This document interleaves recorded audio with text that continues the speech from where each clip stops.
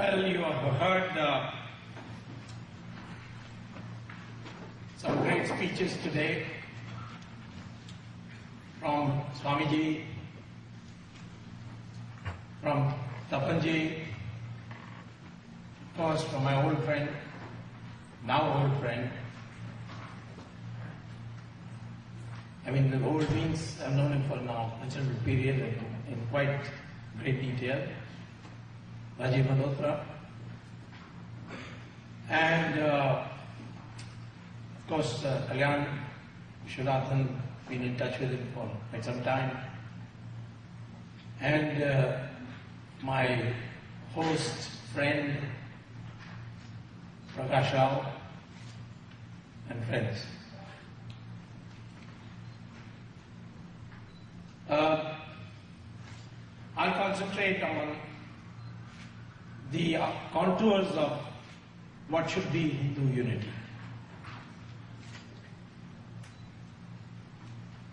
We can get together as Hindus, that's not difficulty. We do. In Kumbh Mela, 1 crore people collect together. No government advertisement, no invitation, no subsidy, nothing. But 1 lakh people turn up. There's never a law and order problem. They don't even report thefts when that Kumbh Mela takes place. But all the Hindus come there for their personal salvation, not for bonding with other Hindus. We go to the temples for the same reasons. Not for being with other Hindus in the temple, but for propositioning the God for something. So, I am not talking about Hindu unity like a railway platform where people collect together. I am talking about a Hindu mindset. You must think like Hindus some part of the time. I'm not saying on a daily basis, for 24 hours a day, you should only think of the Hindu cause. But I am saying that there are some issues which come up, and there you must bond as Hindus. It's an enormous power. We are, whatever the census results may be, not less than 80%. And if half of that, namely 40%, vote as one, we'll get 2/3 majority in parliament. But we don't vote as one. We at most will vote 15-20% as one, and that on special occasions. So therefore we have to construct by appealing to the mind of the people. Because today the battle is in the mind. It is not the battle of invaders coming with weapons to conquer your country. It is now the invasion of the mind which has to be liberated. And that's why I admire Rajiv Malhotra. He is not a historian, and thank God for that, because he would have been brainwashed by now if he was. He's a man who made a lot of money, one day threw it all away, and went back to the original documentation. He did not take the great names and their views and then recycle them, like most Indian intellectuals do. But he went back to the original. And that's what we need to do to know who we are. Before we can become a corporate Hindu, become of corporate Hindu psychology, we must first know who we are. Some people say, why should Hindu feel secure? There's such a large number, 1.2, nearly 1 billion people. Well, numbers by themselves are not enough. You can have 1,000 goats standing at one place, and one tiger comes, the majority is with the goats. But who will run? The goat will run. They will not run together, they will run helter-skelter. And the tiger will pick which is the juiciest one of them all, and slay it, and eat it up. nor strength is enough.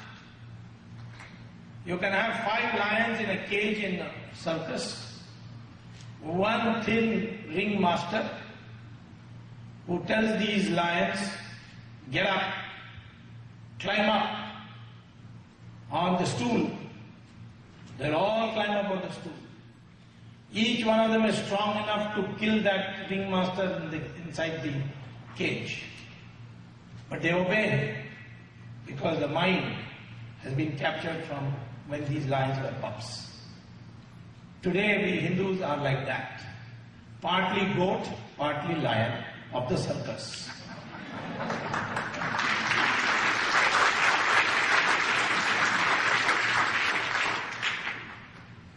Now, what explains why we are silent when 500,000 Kashmiri Pandits have been driven out of Kashmir and are living in refugee camps since 1989, 22 years. Refugee camp in your own country.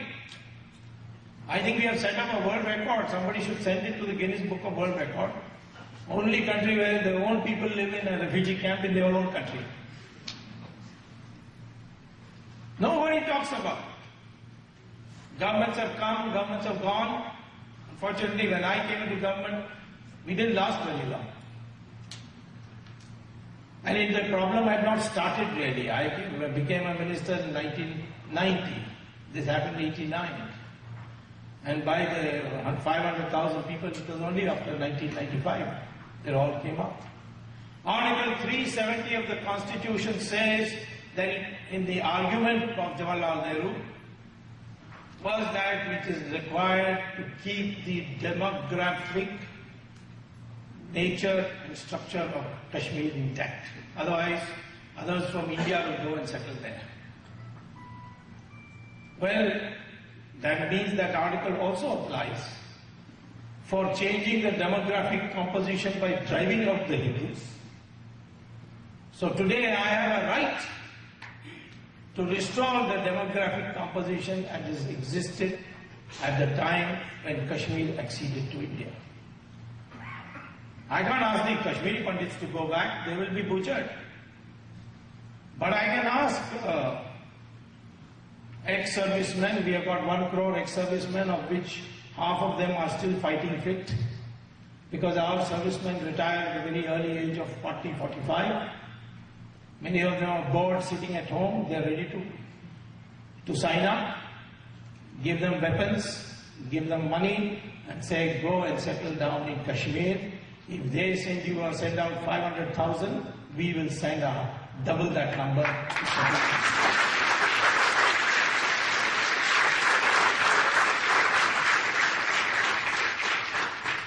All these 500,000 Kashmiri Pandits had residences from which they were forcibly driven out. So you can take that address also and ask the servicemen, this is your house now, go and occupy it. I have a Janata Party unit in Srinagar, which is 100% Muslim. And they all speak about Kashmir being part of India. Courageous, brave people.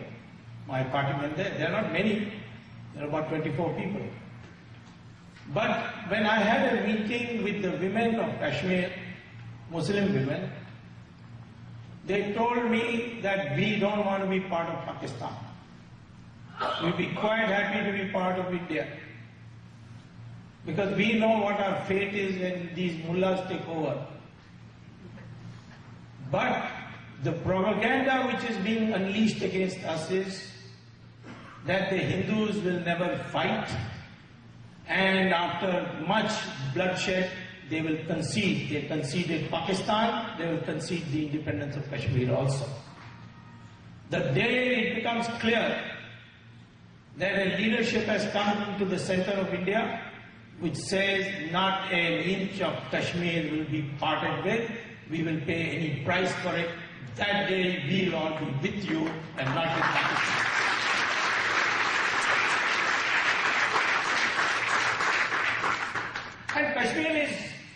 It is ours. I don't need any document for it, although I have a document. That document is the instrument of accession. How was Pakistan created? 1947 June. The British Parliament passed a law, because there was no Pakistan at that time. They passed a law saying that because there are Muslims who don't want to live with Hindus under Hindu majority, those Muslims who don't want to live, we will create a separate country for them, and that was to be called Pakistan. And the resolution got passed. They also said, because the British only controlled 2/3 of United India, 1/3 was still under the Rajas, even though they had regions. The British had placed regions there. The Mysore Raja, they had Nizam of Hyderabad, there were about 600 Rajas. And the British declared them as independent countries, including Kashmir. Said, you are the paramount power, we took power from you to the extent that we put a region, but you are now a free country. Sardar Patel took the task of integrating them. Out of 600, 150 chose to go with Pakistan. 450 was remaining. Sardar Patel completed 449. At that time, Jawaharlal Nehru said, Kashmir is my hometown, it's my home state, so I will handle it. And we know what a mess he made of the whole thing.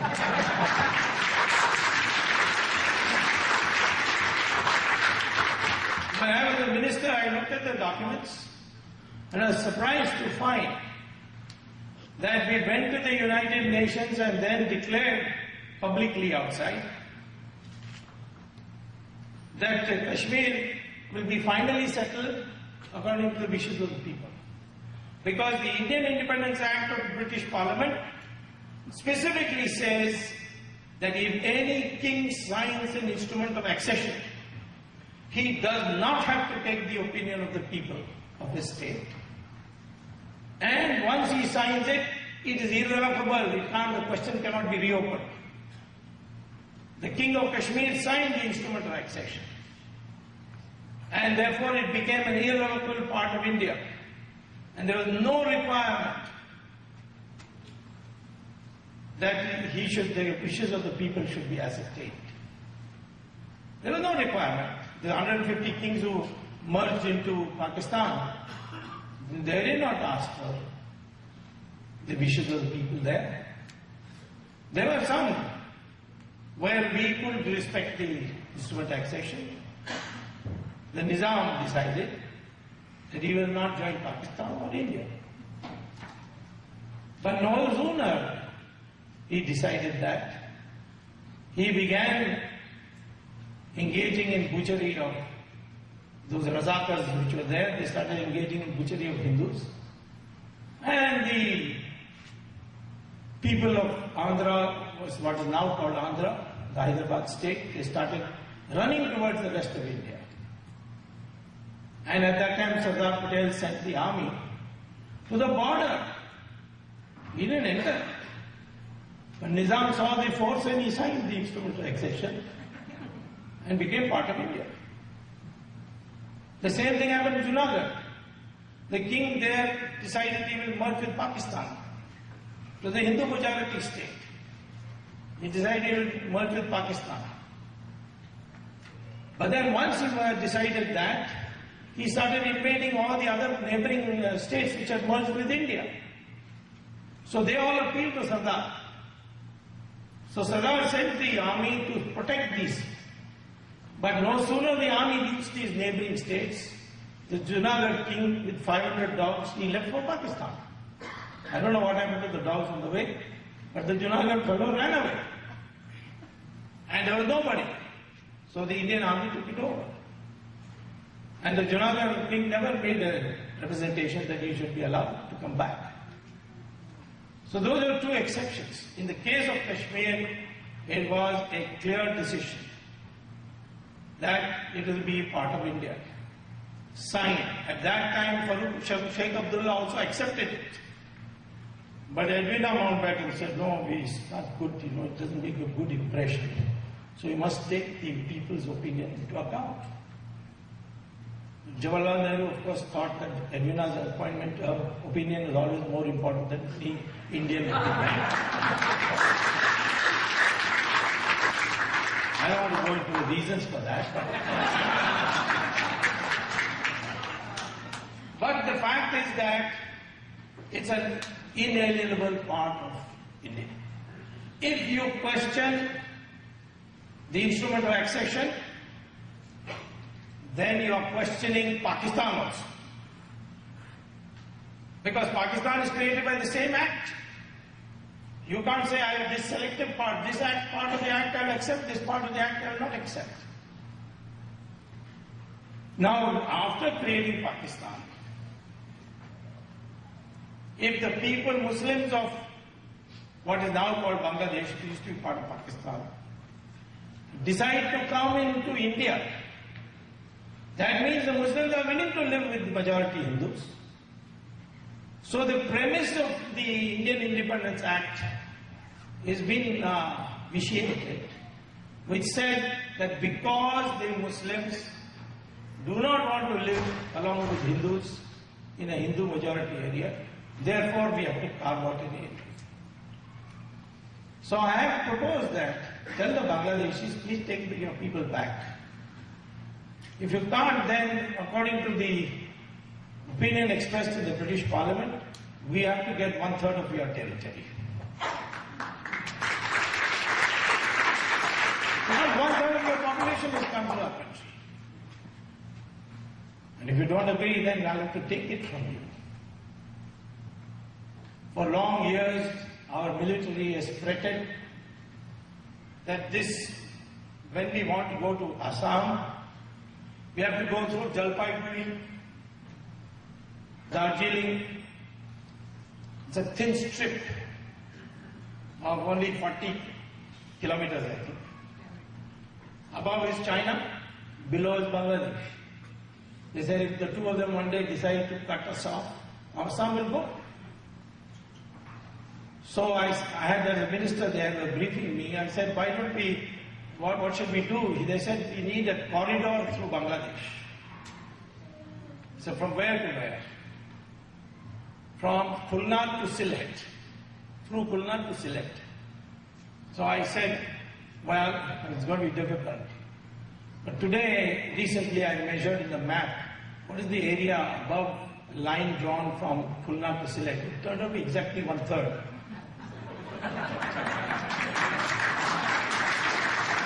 So send your army and take it over if they don't agree. Otherwise they can take back. They're Bangladeshis. Who those Bangladeshis are, Tapan will identify them.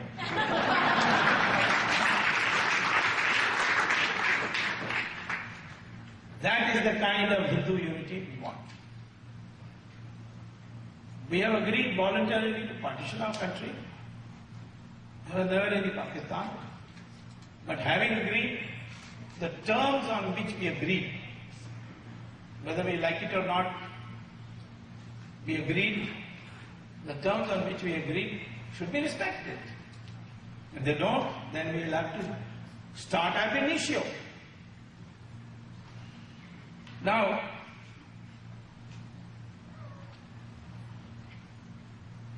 you see, in one other thing which sometimes the Muslim and the secular crowd gets angry, when I mention that there are 3,000 prominent temples on which mosques stand. Many years ago when I was law minister, I was negotiating on this Babri Masjid. It was still not demolished. And the Babri Masjid Action Committee was headed by Sayyid Shabuddin, who's a good friend of mine. And he agreed with me that if I can prove that below the masjid there was a temple, he would personally go and demolish that masjid. But unfortunately, our government went out I could not establish a commission to go and dig below and get it out. Now, of course, it's been established that there was a temple. The archaeological survey conducted, I think, in 2002 or 2003 on the direction of the Allahabad High Court. And they found that there is a temple below what is now the remains of the Babri Masjid. So strictly on that basis it should be returned. Same thing with Kashi Vishwanath. You can see their masjid standing on top of a temple. You can see Vrindavan. There are many temples. But I think the Hindus would be quite satisfied if the Muslims voluntarily gave up these three masjids. And it's very easy for them to give it up. One, because a masjid is not a religious place. Who says that? The constitutional bench of the Supreme Court of India, in a judgment 1994, Ismail Farooqi versus the Government of India. While discussing the Babri Masjid demolition, they say masjid is a building because it is only for facilitation of reading namaz. Muslims can read namaz anywhere, on the railway platform, while going by an aeroplane, in this room. Namaz can be read anywhere. And therefore it's just a building to facilitate reading namaz. So you put a building a little further away. In the case of Babri Masjid, the position is even more ridiculous. Because the man who demolished the Ram Mandir and built that masjid in the honor of Babur, his name was Mir Baqi. He was a Shia. And the Islamic principle is that masjids are managed by a mutwali, which is a hereditary post. It comes from father to son. So this Mir Baqi appointed a mutwali who was a Shia. And his great-grandson is still alive, living on the other side of Saryu River in Ayodhya. And he has given to Ashok Singhal of BHP an affidavit that I, Mutwali so-and-so of Babri Masjid, hereby declare that we have no interest in keeping this masjid. We want a Ram temple built there. We request the Hindu community build us a masjid across the Saryu River.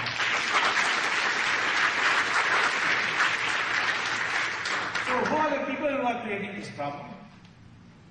I'm not going into the question of demolition of the masjid. Whether it was authorized or unauthorized, I'm not into that question. There's a court case going on, let them decide. But I am saying that when the Mutwali, who is the sole responsibility, who has the sole responsibility under Islamic law about what to do with the masjid, he says that you can take it, but why? Who's stopping you? It is the Sunni Waqf Board, which has no status there at all. The Shias of India say, Mandir bana do. We have no objection. But these fellows say no. And the Allahabad High Court in the judgment, 3 judges, they wrote separate judgments. There's only one point they all agree. The Muslim judge and the 2 Hindu judges all agree, and that is that the the Sunni Waqf Board has no locus standi in this dispute. Matter in Supreme Court, we'll win that case, I'm sure about that. But don't you think?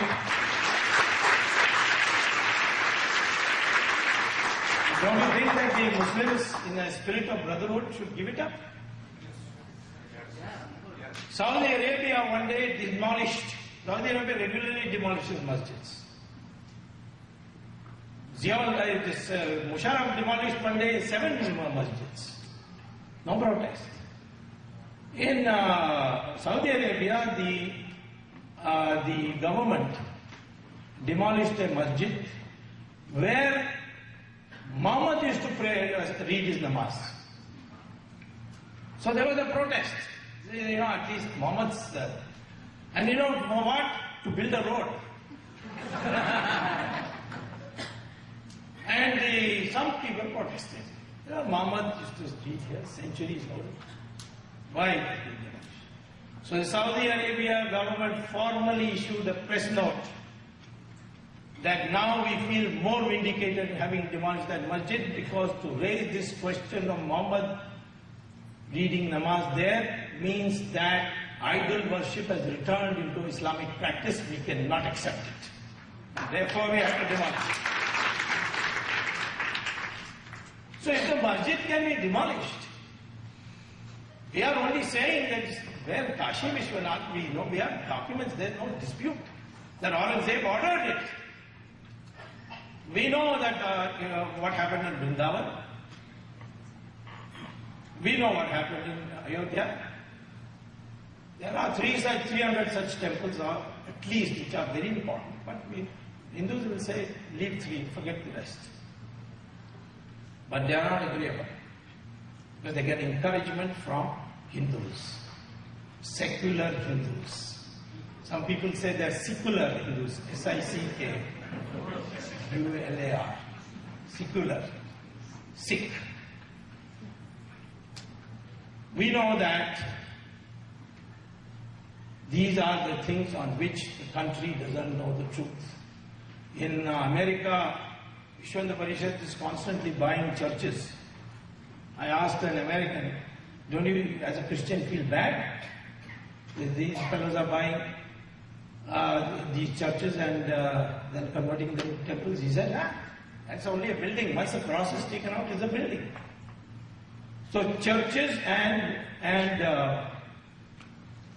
mandirs, excuse me, churches and masjids are buildings, but not the temple.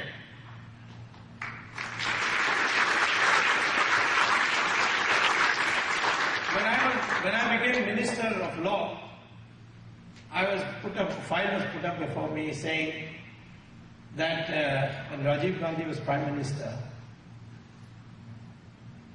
Rajiv Gandhi's only mistake in life was getting married to the wrong woman.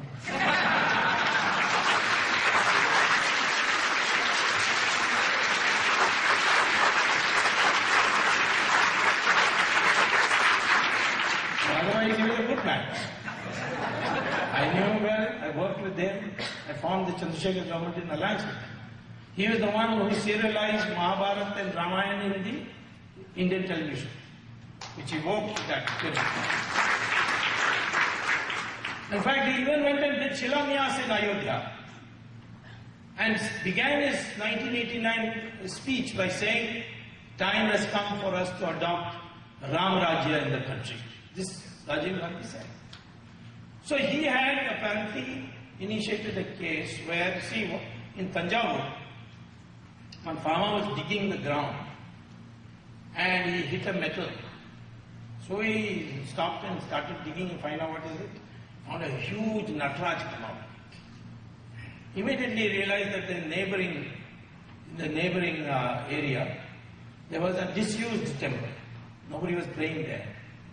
So he said it must have come from there. He took it home and put it in outside his door because his hut was too small. And he started, celebrating. 2 touts arrived and said, what do you do with this? Today you are celebrating, but tomorrow you won't be able to do the upkeep of this. So you sell it to us, we'll give you 25,000 rupees. Just 25,000 rupees. Farmer had not seen 25,000 rupees in 1984 in one bundle. So he sold it. They smuggled it outside and they decided to auction it in Sotheby's. And charged the price tag of the auction, minimum price tag, calling price, was £5 million. So at that time, the Indian High Commission protested to our government. Rajiv Gandhi just put a file noting that this should be opposed. But by then he left. I mean, he was no more Prime Minister. And then after VP Singh government fell, our government, the Chandrasekhar government came, the file came to me. So I said, fight it. we argued that when a mandir is built, a temple is built by Hindus, we do Prana Pratishtha Puja according to Agama Shastras. And the Prana Pratishtha Puja, what happens? The Lord comes into the Murti and He begins to reside in that temple. So when you go to visit a temple, you are not just seeing a Murti for your remembrance. God is there. That is the Hindu belief. And therefore, it is Hindu law that a temple is owned not by anybody who builds it, but by the Lord Himself. And we all can only be tested.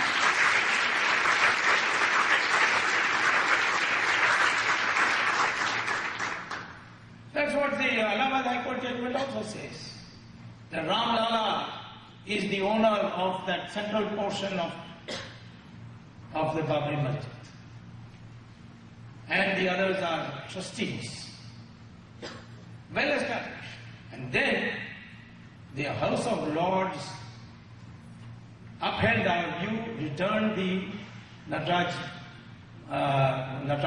that brass thing, and then the judgment says that in Hindu theology it is well established by the government of India that a temple once built is always a temple whether it is in use or disuse and shall remain without being demolished by anybody.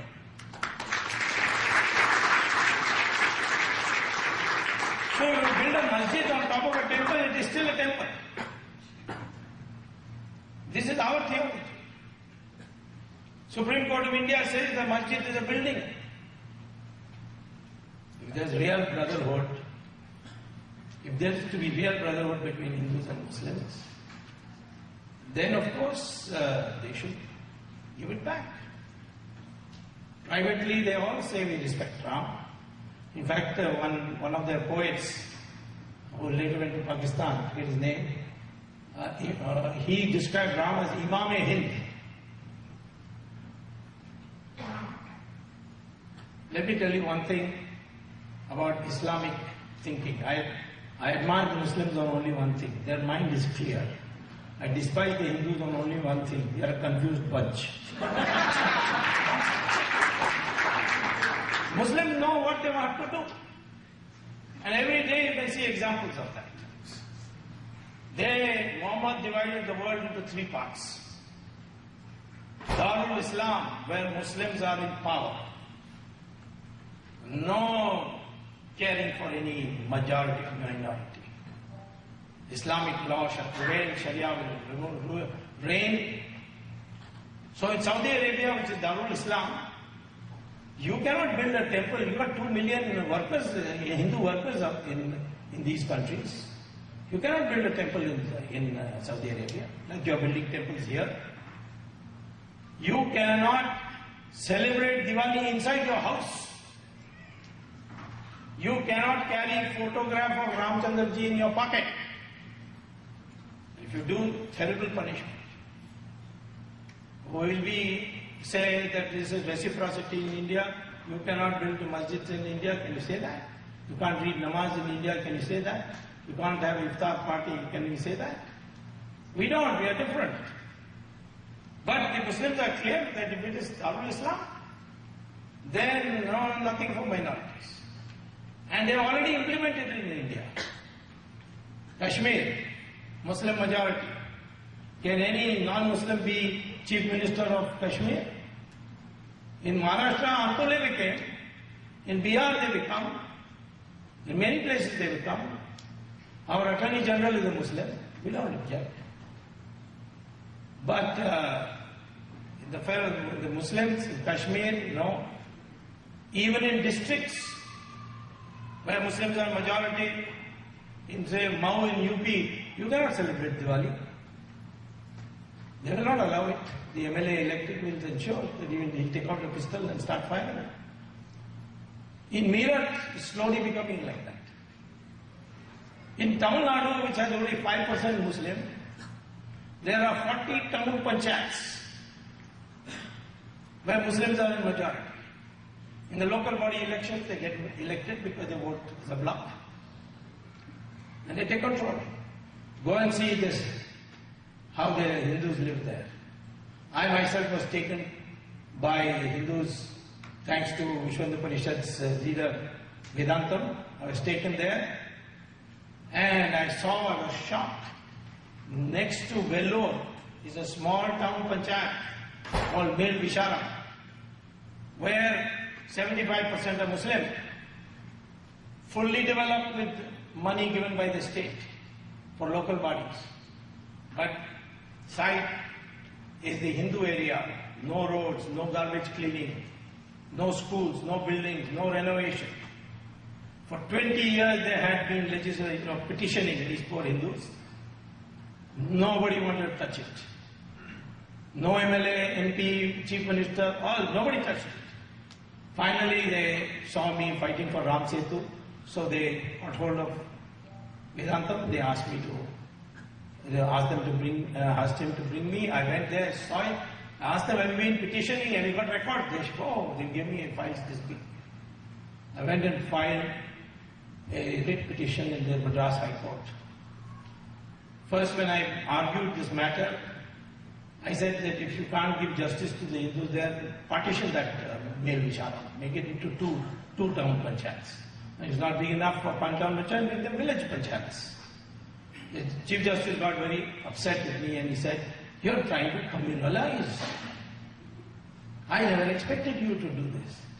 I told her, Mr. Chief Justice, if you can tell me only one sentence, that minority means only Muslims and Christians, and Hindus can never be minorities anywhere, even if they are only 10% of the population, I'll walk out of this court. Then he said, what did you mean by that? So I produced that. The Chief Justice went through it, he and his brother judge, and then he said, you're right. You should notice the government. Government couldn't give any answer. So direction was given. Either you restore the economic development of this Hindu area equal to what is happening elsewhere in the town panchayat, or partition it. Direction was given to the government, and that's how they were able to get it.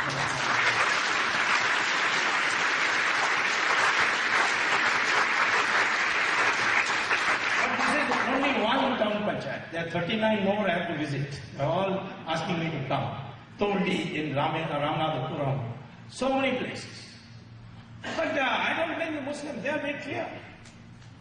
They wanted to set up an Islamic bank in India. Islamic bank is a hoax. Because they say we won't charge interest. But then if you want to buy a house, they say we will buy it for you. They buy it and then put a surcharge and give it to you. So their interest is collected by the back door. But the idea was to set up Islamic bank in Kerala, to say any young Muslim youth comes, they will give the loan without interest. But if a Hindu goes, they will say this technicality, that technicality, but privately say, convert and we'll give it to you. That was the game plan. So I went to court in Kerala. People threatened me, oh, this will happen to you, that happened to you. Some professor got both his hands cut off once. I said, well, I'll face it. Went to court, argued, won the case. It was dismissed. And that is the idea of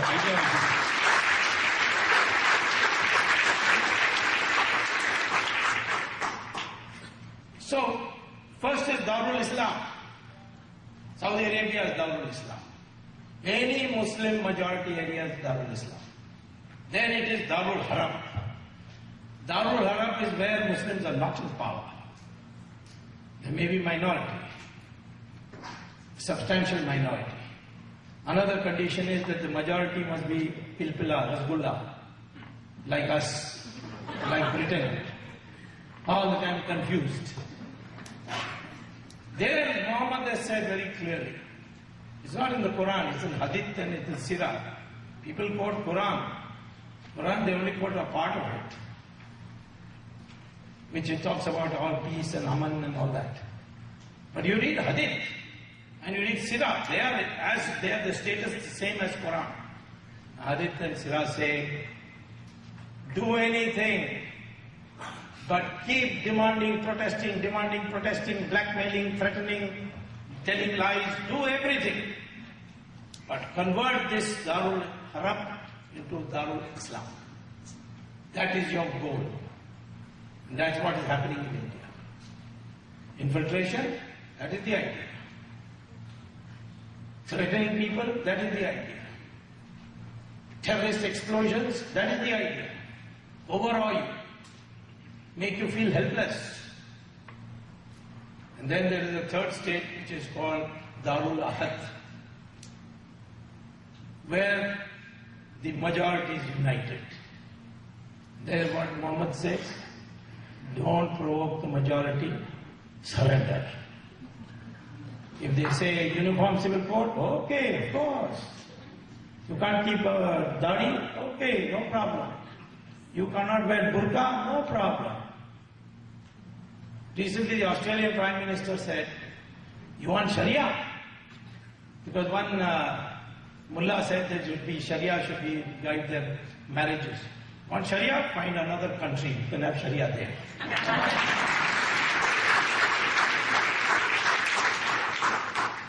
So, what happened? All the Muslim organizations said, this mullah is a madman, don't listen to him. We are for uniform civil code. We will obey life. We will not have more than one wife. So, that is called al-taqiyah. Muhammad says they make a contract. So that's why today we have to understand the Muslim mind so that we can understand our mind. You unite, Muslims will become easily manageable. They will listen to you.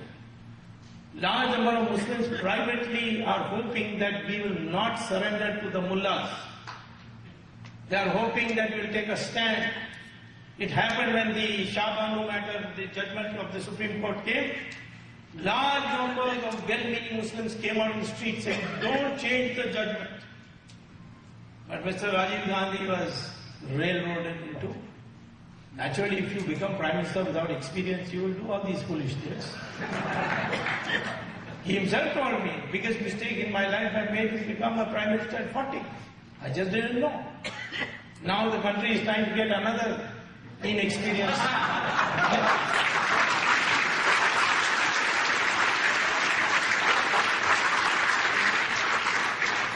But this Rajiv Gandhi was intelligent, this one was a Buddha.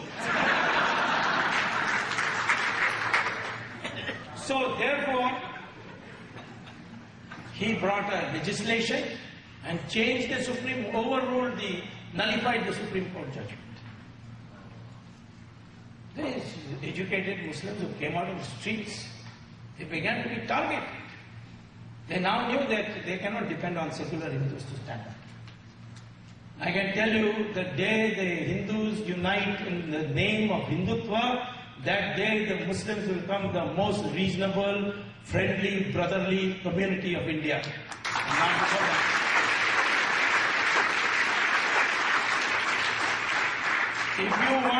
If you want brotherhood between Hindus and Muslims, if you want harmony between Hindus and Muslims, the only way is when the Hindu majority asserts itself and says that India is the land of Sanatana Dharma, others can live like Parsis, Jews and others have lived. We were 100%. When the Parsis came, when the Jews came, what did we do? We built their synagogues for the Jews in Cochin and Bombay. The Parsis, we built them their fire temple. Today we can't even distinguish a Parsi. The Chief Justice of India is a Parsi. The Attorney General till yesterday was a Parsi. The Air Force Chief was a Parsi. We don't even know, most people don't know that Kapadia, who is our Chief Justice, is a Parsi. My wife is a Parsi. So I know that community. That community is totally integrated itself. When the British left, they asked the Parsis, like the Anglo-Indians, we would like to make a reservation for you in Parliament. They said, no, the Hindus looked after us, but nobody looked after us. So we have to...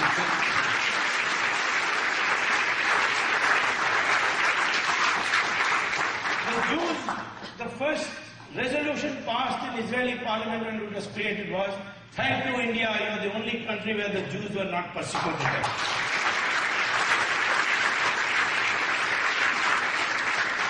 This is the tradition we have come from. And this is the tradition we want to preserve today. But unfortunately, in the name of globalization, We are forgetting our values. What was our value? That was first registered in my mind when an American student, when I came as a student at Harvard to do my PhD. An American classmate of mine asked me, how can you accept Mahatma Gandhi as your leader? So I said, why in America you will not accept him if he comes here? So he said, if he comes here, we'll put him in jail for indecent exposure. He was only wearing lamberti. He was just wearing a piece of loincloth. That's why Churchill called him a half-naked fakir. You have to understand. I asked him, what about your leaders? Oh, they must be very well dressed. Dressed tie, dressed suit, everything. See our leaders. Even our religious leaders. Yes, Pope is very well dressed. Look at our Swamiji there. I mean, he's got a coarse cloth. Of course, Bhagwa color, but it's a coarse cloth. That's all he has. All our Swamiji, no matter how much big empire they have, they all wear simple clothes. Because that's the value. And that comes out of the debate between Brigu and Bhardwaj. Brigu and Bhardwaj had a debate how to structure society to a state. So Brigu said that the only way is if you decentralize power, and there are 4 sources of power, they must be decentralized. So Bhardwaj said, which are the 4 sources? He said, knowledge is a power, weapons is a power, wealth is power, land is power. And we must ensure that nobody has more than one of this. So those who have knowledge shall not have weapons, shall not have wealth, shall not have land. That is the Brahmin. Then the Kshatriya. He may have the kingdom, but he cannot make decisions on when to go to war. For that he has to consult the people with knowledge, the Brahmins. He cannot decide on punishment. Vaishyas made wealth, but they didn't get their social status because of that wealth. If they sacrifice that wealth in philanthropy, they got status. Those who had land, they had to produce for the people first. Then they could think of making money. That was the system. It was not connected with birth. Because Lord Krishna says in Gita that the Varna Vyavastha is what to do with guna, not with birth. We are all born Shudras. After that we pick our discipline, then we become Dvijas. Otherwise, when we are born, we are not Shudras. That's what Rishi Atri says. So if you look at the examples also, you find that Vedavyasa, who wrote the Mahabharata, he was born of a fisherwoman, not of a Brahmin. Similarly, Valmiki was born out of Dalits. His parents were Dalits. He wrote the Ramayana, became Maharishi. The greatest poet we produced, Kalidasa, he was a hunter. The Rishi of Rishis was Vishwamitra and his parents were Kshatriyas. Ravan was a Brahmin. And this idiot Karnanidhi did not know, and he was celebrating Ravan Leela thinking that he was doing an anti-Brahmin act.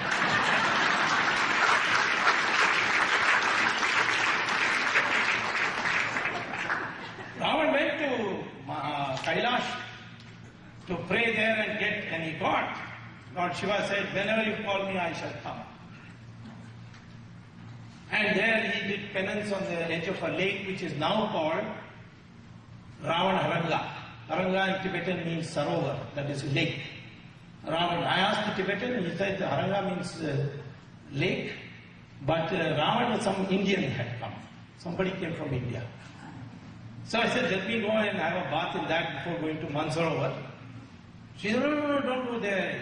Because that will give you all kinds of itches. And if you drink that water, you will die. So I mischief, I filled a bottle of water, took it back and gave it to Karnanidhi. Please drink it and tell me.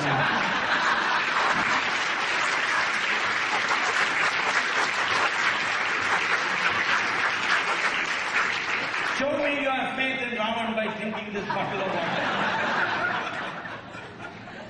So, therefore, Ravan was a Brahmin, he had to be killed because he broke the law. And who killed him? A Kshatriya. Brahmins don't say, oh, he killed one of our Jatwalas. But Rama respected the institutions. So when he came to Rameshwaram, he did Prayashchit Puja because he killed a Brahmin. but after killing him. So I am saying that you could look at this. We venerated people who had knowledge. This is the knowledge century. Nothing to do with birth. It got degenerated when it connected with birth. Ambedkar, unfortunately, Jawaharlal Nehru made him bitter. And towards the end, he lost 3 parliamentary elections in a row and losing his deposit because Nehru ensured that he would be humiliated. And he became bitter. The society didn't stand up for him. His own scheduled caste didn't vote for him. But he was a scholar. And he went to Columbia and got a PhD in economics. His thesis was first class. Went to London School and got a law degree. And he wrote books on Indian culture, which you all must read. I've quoted in my recent book, Hindutva and National Renaissance, long passages from his book. He should be declared by all the sadhus and sannyasis as the new Brahmin of India. That would be the way to rectify. Because he was a scholar, he was a man of learning, and he had no money, he had no weapons, he had no land. He qualifies. People come and tell me I must defend the Brahmins because these Dravida Kadagam people in Tamil Nadu are attacking them. I said, you are a Brahmin? He said, yes, I am very much a Brahmin. My father is Brahmin, grandfather Brahmin. I am pure Brahmin. So I said, where do you work? He says, I am director in Bata Shoe Company. But that's not a Brahmin. You have to be a teacher or an intellectual of some kind, where you live by your knowledge and impart knowledge. So I don't think this system can be rescued. We should all become now, first and foremost, we'll worry about the system later. First and foremost of all, we must say, I am a Hindu and I am proud of it without limitation.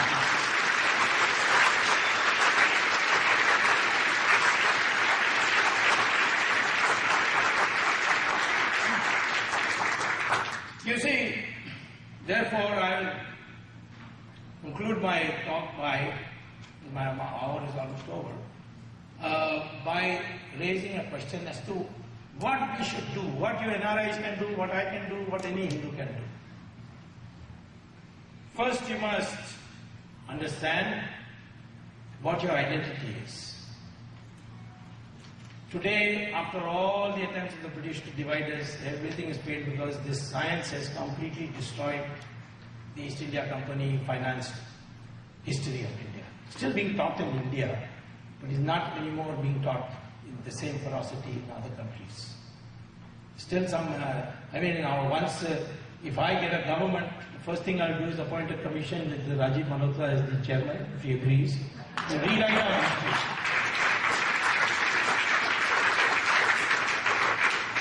We need a new history book. According to the DNA research which is now published in reputed magazines of the world, like Nature, University of Houston in your state, the Indian has the same DNA. The structure of our DNA is the same. It doesn't matter what color Indian is, because color has got nothing to do with race. It is your exposure to the sun, it's pigmentation. Michael Jackson once went and took out all his pigmentation, he became a white man. You know Michael Jackson, you've seen his complexion. Pure white, the white man's white. So pigmentation has nothing to do with race, but DNA structure is race. And we are all the same, and I proved it once. When Raj Thackeray said in Bombay, these Bombay taxi walas are from UP, they are stealing our jobs of us Marathi, we are different people. They must all go. So I got a friend to go and get a sample of his hair when he went for a haircut. And then I got one UP taxiwala and said, can I cut your hair?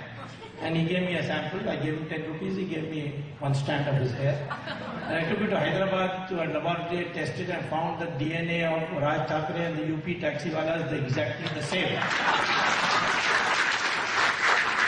So I came back to Bombay and announced that Raj Thackeray originally his ancestors came from UP. And therefore the first person who should be driven back to UP is Raj Thackeray and not the taxiwala. And Raj Thackeray has not protested. I told him if he challenges me, ask him to come on the stage. and cut his hair in front of everybody, and I'll bring a mobile testing equipment, and I'll prove it that he's right. We are the same people, irrespective of whether you're Brahmins or scheduled castes or anything. So therefore, this Aryan Dravidian is all nonsense. I don't have to expound on it. Rajiv Malhotra has done enough, and you can read his book, how it was contrived. Arya just means good, noble person. Like in Tamil we say Arya. There is Arya. There is no word Aryan in our scriptures. Dravidian means southern part. They say it's a sandhi of two words, thra and vid. Means to where the three-course meet. That means southern region. The word was first used by Adi Shankara when debating Mandana Mishra in Varanasi. He said, I'm Dravida Shishu. And then he expounds what that means. I told it to Karunanidhi also one of these days. I often discuss with him, although I don't like him at all, he doesn't like me, but we discuss a lot. Something good in politicians, even if you don't like each other, you can sit and have tea and talk about it. Some politicians even decide how to divide the loot. See?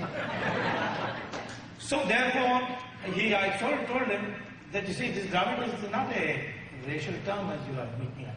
He said, no, this is absolutely British historian, this, that. No.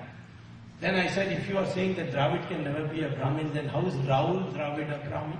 Our cricket captain, who was that time cricket captain, he is a Brahmin and he is from... in Maharashtra, if anybody came from south, he would be called Dravid. So therefore, we are one people.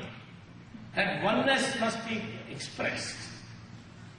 And that expression must be so solid that nothing else counts. The first thing that counts is if you are a Hindu. Then if you are an Indian. Later on you can think of Italians also if you like.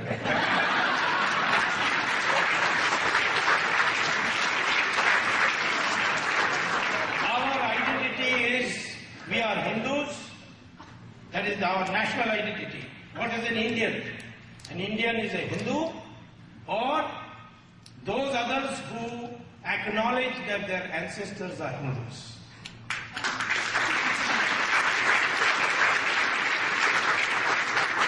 If a Muslim says that my ancestors are Gori and Ghazni, then according to the British Independence Act of 1947, they should go to Pakistan. You want to stay here? You accept to be my brother, that we are of the same blood. We have the same tradition. The same Sanatana Dharma was, belongs to both of us. That is the way to unite Hindus and Muslims. Not by pandering to them, but by making them acknowledge their identity as a person who comes from the same lineage as I do. Second, if there is one thing that NRIs can do, or any Indian can do, says I can't get into all this, learn all this Vedas and Brahmanas and Upanishads and so on. The only one thing I want to do, tell me what? Learn Sanskrit. Nothing else. Because the vocabulary of Sanskrit is everywhere. Even those who talk about Dravidian, Tamil and all that, they use Sanskrit words all the time. Again, quoting the example of Karunanidhi, the name Karunanidhi is Sanskrit name.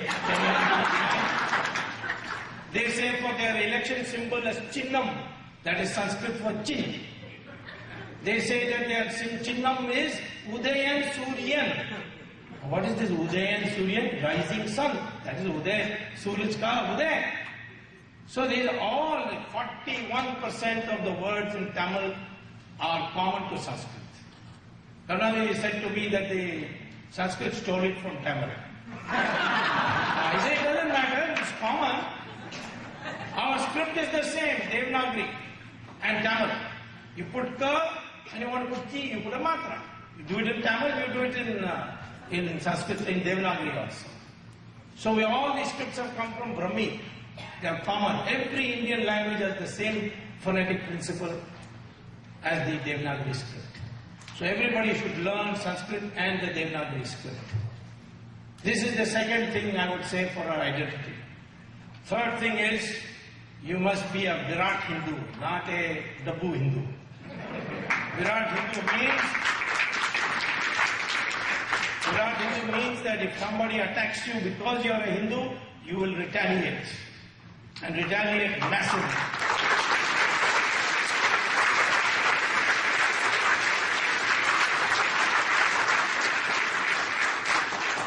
That is why I said that if they drive out 500,000 Hindus from Kashmir, you send 1 million people back and make them settle down there. Let's see what they do. If the Bangladeshis infiltrate your country, take away 1/3 of their territory or tell them you take your people back. If the Pakistanis come and bomb Bombay, go and bomb those camps which you know exist in what is they call as the POK, or Pakistan occupied Kashmir. So these are the ways we have to build a credibility. I admire the Israelis for that. I can say with great pride that the first time India exchanged ambassadors with Israel was because of my effort as a minister.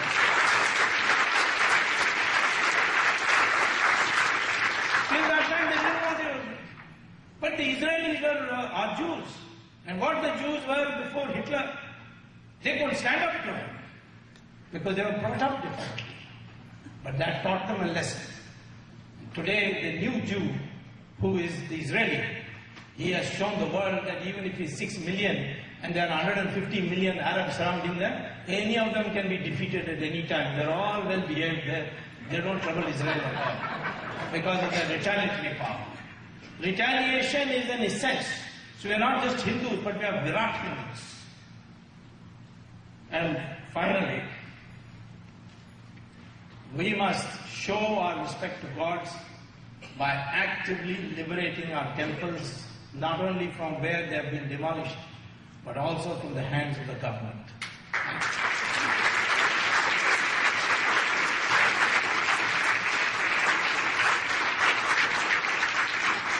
Swamiji here is doing excellent work. Padayatra. He has brought the focus to the whole thing. But I have got a court case which I'll now go and argue now when I return on the 11th of August, where I have said to the government, yes, government has the power, that if there's a financial mismanagement, they can take over that temple. But I said they cannot take it over permanently. Tirupati was taken over in 1933, still in the government. And the money of the Tirupati is being used for building madrasas and subsidizing Hajj travel, even building churches when Rajshekar Reddy was there. So, same thing in Karnataka. All misuse. 4 lakh temples are being, the lands of the temples which were donated by people, being taken over by politicians and they're building housing colonies.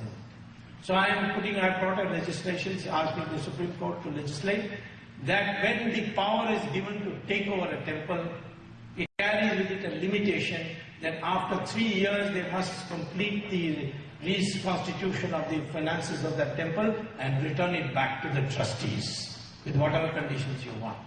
And if you can't find the trustees, you return it to the Hindu Dharma Acharya Sabha and say, please manage this. Tirupati must be returned.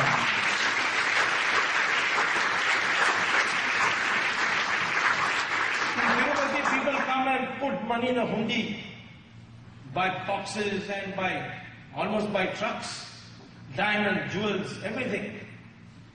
And the total assets of Tirupati after all that they have squandered is $9 billion. Right? Padmanabha Swamy temple, which is not under the government. No people can contribute in the hundi there. Only annually the royal family of Travancore for the last 500 years makes a donation. And what is its worth? $22 billion. So Padmanabha Swamy temple with minimal donation can have over so many years $22 billion. How is it that the Tirupati temple has only $9 billion? Tirupati should have $90 billion, not $9 billion. Because of the squandering that is taking place. We must liberate the temples because that's where the gods reside. And we must build around the temple the universities, the yogashalas and the preachings of our scriptures and so on.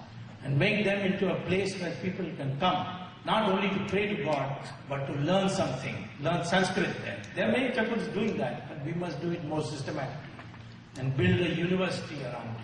That was the original concept of the temple. And that's what we must put back. If you do these four things, you will be a Virat Hindu, and nobody would dare to touch our country. We will become a global economic power within the next 20 years. That's what we should strive for. If India is strong, you NRIs will be strong. Don't think that because you have come away and whatever happens to India, you are safe here. No. That's what the Indians of Uganda were thinking. One day they were thrown out because they were Indians. The Fiji people also were thinking like that. The Indian got elected to be Prime Minister, the army took over and said nothing doing. Same situation is developing in Mauritius. What's happening in Guyana? In Bangladesh, they were 32% Hindu. Today, only 5%. Nobody talks about the religious cleansing that is going on. If I drive away the Muslims from Kashmir, oh, what a halla there will be. Well, I wrote all this in an article in Bombay, and all the leftists are very scared of Hindu consolidation. Because they know that, because they are not godless people, they are atheists. So they have produced a big petition, not petition, big petition, because Harvard has 10,000 students, they produce 200 students. Most of them are having long hair and lice crawling all over there. Dirty people. They submitted. What did the university say? They gave what India should have said in the first place. That whether you like the article or not, but Swamy, the freedom of speech is sacred. Free speech is sacred. So therefore we are not going to take notice of the petition.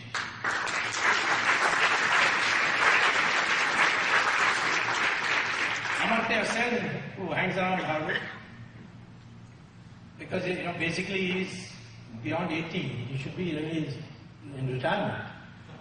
But anyway, he is an old communist, he's been recruiting for the Communist Party. He was recruited by Sonia Gandhi to do this because they wanted me somehow to be prevented from coming to the court and arguing this 2G. 2G, the procession is very clear. First I said Raja will go because Raja gave away the license at 2001 prices instead of 2008 prices. The difference is 1:10. So if you had sold it at 2008 prices, India would have got $40 billion more. And those companies which got this, they gave a bribe of $12 billion out of that. They kept the rest for themselves as a windfall. And it was shared amongst a lot of people. Raja got only $12 billion means, multiplied by 6 over 5, it's about 60,000 crores. Raja got only 3,000 crores. Chidambaram got 5,000 crores. And Karnanji got 16,000 crores. Because he's got 3 wives, so we have to give something back. And Sonia Gandhi got 36,000 crores. So, I got permission of the court to prosecute Raja. Because our Prime Minister is a boneless wonder, he could not give me sanction. And Raja bound. His special friend Kanimuri followed him. Now they are in the margin any day. Then I found that Raja is being sent to jail because he charged 1/10 the price of 2008.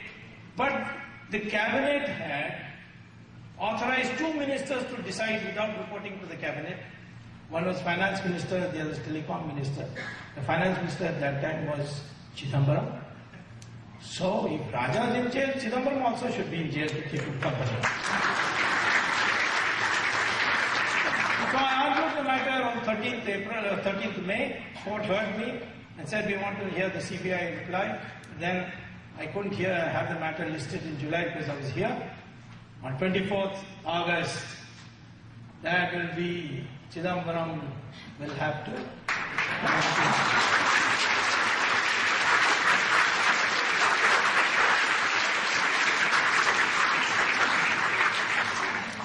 TR is no more called TR. Tihar jail. It is called Club Tihar. Lots of Tamilians. So the cook has been advised to learn how to make idlis and dosas. I have also written to the jail superintendent that please start soon to make him, teach him how to do pizzas and ravioli.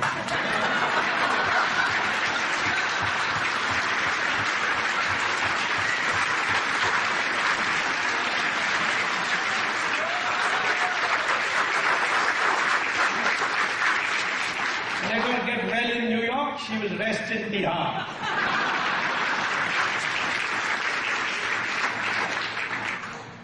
So, this is a unique thing that has happened. That India, for the first time, is seeing high-powered ministers going to jail. Corruption, I'm telling you, is taking place in our country in increasing numbers because we have forgotten Sanatana Dharma. That's what I said about Brigu and Bhardwaj. This greed comes because you think money is everything. Money is your determinant of social status. That is not India. That is not India of Sanatana Dharma. Sanatana Dharma, you may have ordinary clothes. You may have given up everything. You may have no money. You may have to seek donations to survive. But your social status will not be hampered because you are working for society, you are working for knowledge.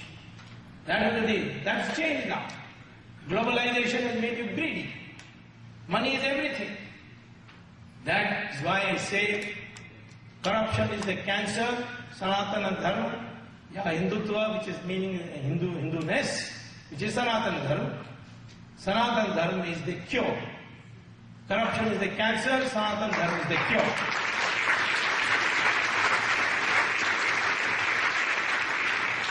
And that is the way we have to build our society. Remember that the rich people of this country, the white Americans, they are not happy people. You go to Sri Sri Ravi Shankar's ashram, full of foreigners. You go to Swamy Dayananda Saraswati's ashram, full of foreigners. Ramdev, full of foreigners. Puttupati Sai Baba, when he was here on this earth, full of foreigners. I remember one American woman coming and asking him, Babaji, I want peace. Please tell me how. So Babaji says, you said, I want peace.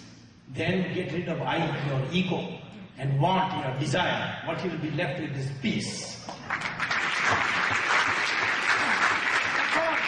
And she was so pleased. She made a huge donation. The richest Hollywood actress by name Julia Roberts came to India and she said, why these people so poor are still happy? Then she took her to Swamiji. The Swamiji gave her what Bhagavad Gita says about Nishkam Karma and all that. She came back and became a Hindu. She made her husband Hindu. She made her children Hindu.